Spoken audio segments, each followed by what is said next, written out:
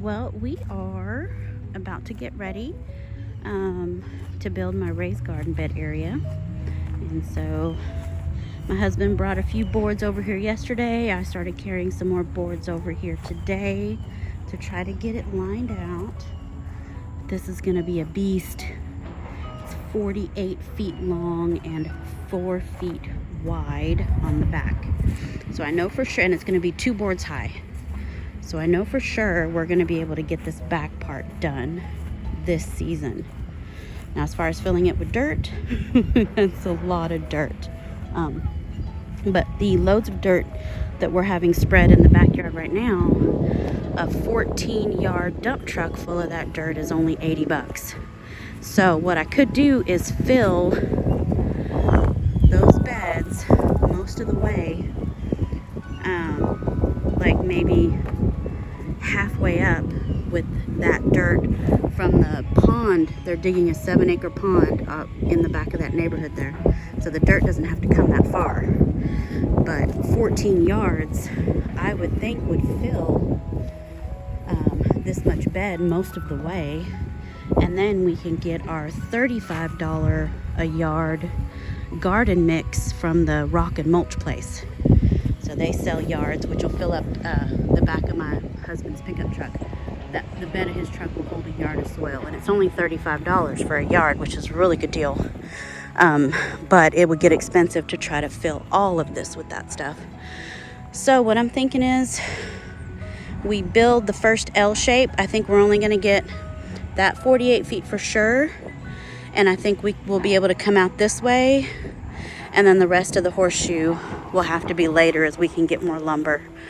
So there's our neighbor, his orange tractor. He's spreading those piles of dirt, fill dirt that we got. And look at the mulch. That's all the mulch from those 2 trees and 2 stumps that were grinded up. We finally got it all raked up out of the yard. But that is probably a 4.5-foot tower of mulch. And I think, we're going to let it sit here and break down for a little bit. But once my garden bed is taking more shape, I think we're going to use a lot of this strappy mulch because it's bigger chunks. It'll take a while to break down. I think we're going to use some of that strappy mulch to line the walkways. I mean, it's free mulch. We can do the walkways, and that should smother the grass. And actually in this area here where we're going to put the garden bed, grass never really took off here. I know it's winter time, so it's already kind of brownish, but there's a lot of dirt that you can still see. It's like not in a lot of weeds. The grass is just not thick in this area anyway, so that's helpful. But what I wanted to show you over here, I was working on actually sketching out the garden bed.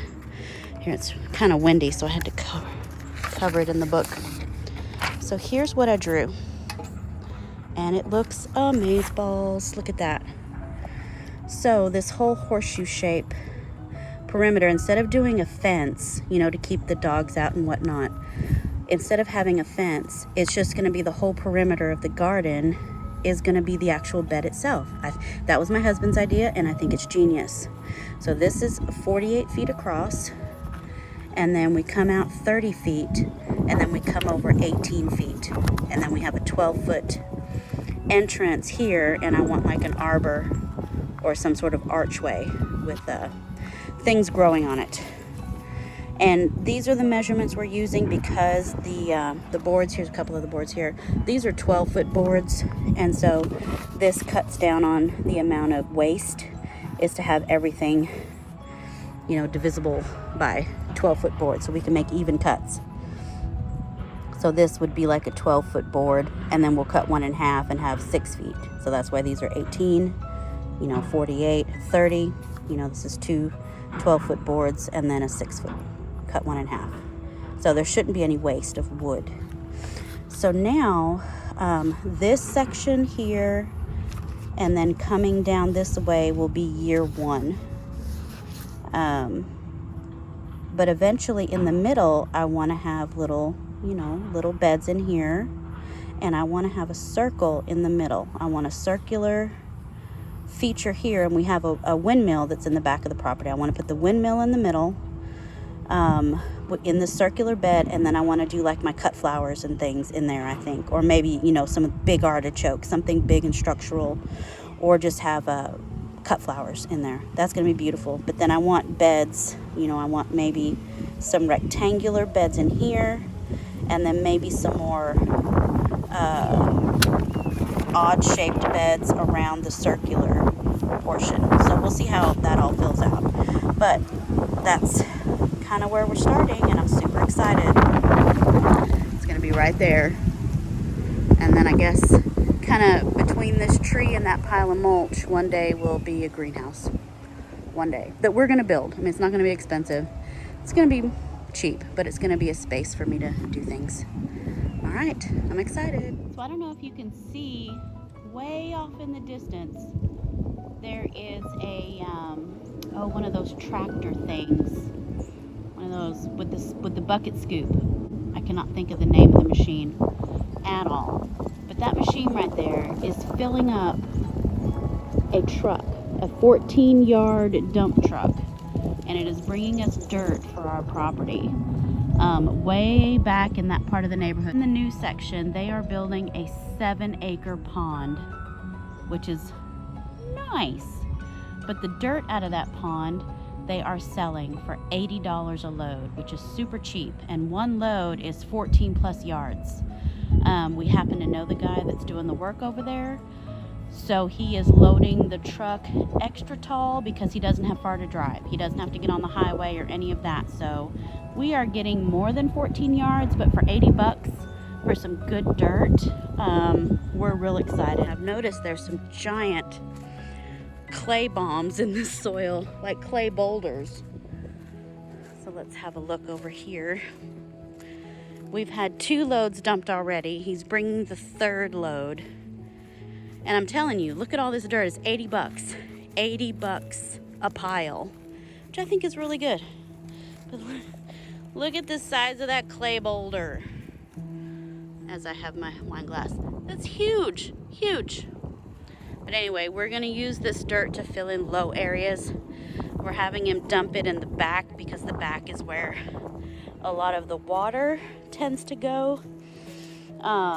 During Hurricane Harvey, you know, our property didn't really flood. Luckily we're on a high spot.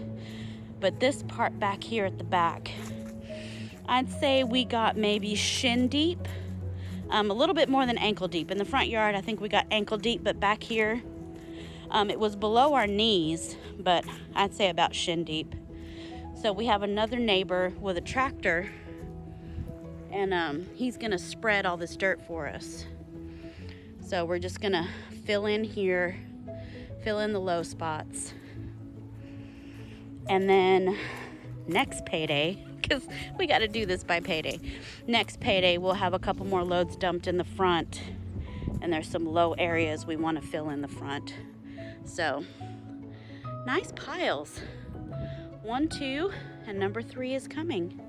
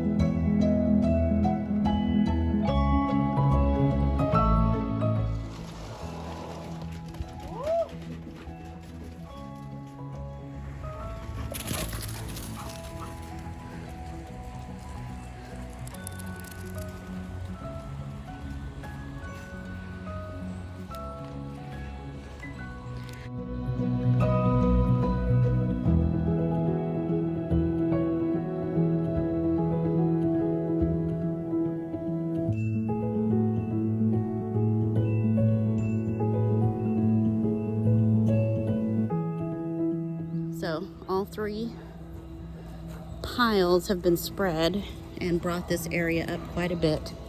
So it's a lot more raised up.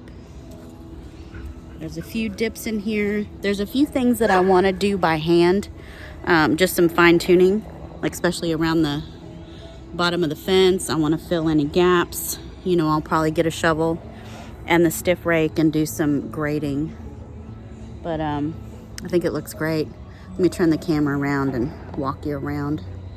There's one big pile, and it's just been spread out to raise the ground up. Probably, I don't know, 2 or 3 inches. Might be a little thicker in some other areas. Now, it's still a little bit muddy. It was a little bit soft to work with, so it wasn't grading that well. We may have him come back out once all this dries, because when he's trying to push it, the clay is just pulling like in big huge clumps instead of just pulling up what needs to be moved. So that's just because clay is just real sticky. We also need to build up more here. He didn't get it up close to the wood, which is fine. We can do that because right now it kind of slopes down. It still slopes down right there and then comes back up. So we just need to push a little bit more that way. But he did a good job. Eventually this will be our fire pit area. We have fires out here anyway, but we're gonna build a more formal, you know, stone fire pit and benches to sit on. So I think will be really nice. That's the fire that's left over from last night. Last night we had a little bonfire. And we moved our smoldering chunks out of the way and then put him back after he left. So I think it looks really good. I think we're gonna get a 50-pound bag of rye seed and seed it with rye, winter rye, just to hold the dirt in place so it's not a muddy mess back here, especially with the dogs. They're gonna be running all through it and wrestling in it and yuck. So hopefully we get some rye seed going before the trees leaf out again. Right now there's, you know, a lot more sun getting back here. In the summertime this is pretty shaded, but if we can get some ryegrass going, we can look into seeding with some more shade tolerant grasses. But anyway, everything's looking good. Super excited. Bye.